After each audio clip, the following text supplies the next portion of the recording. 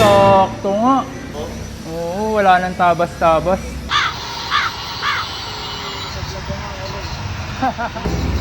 Aray ko. Yon, finally nakabit na yung ano natin, CNC na mags. Ang daming ginawa, ang daming nangyari. Nice.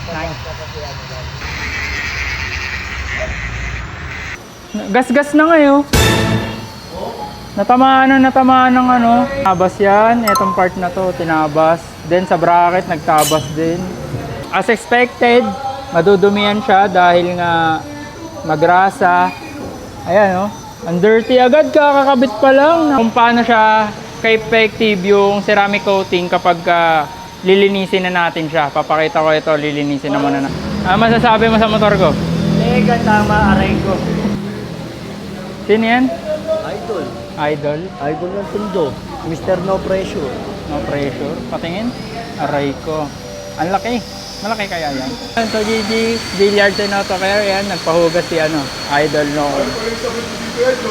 Joy, mahal yan. Isang patak, 5 katutak. Pangis. Hindi mo na kailangan gumamit ng degreaser. Hindi naman magagasgasan yan, sir. Hindi na. Kapag brush gagamitin mo, magasgasan. Depende pa rin sa sitwasyon kung ano gagamitin nyo na ano, na gamit. Yan ha, nakikita nyo yung grasa na yan ha. Sabon lang to, wala tong degreaser. Tanggal na siya agad. Basta naka-ceramic coating, ganyan lang siya kabilis linisin. Hindi ibig sabihin, hindi mo na kailangan magsabon. Hindi mo na kailangan mag-washing, ganun. Sa wakas. Oras na tayo natapos. Alauna. Grabe. Hindi ko na na-videoan yung motor ko. Hinihintay na lahat. Siyempre, ang montage.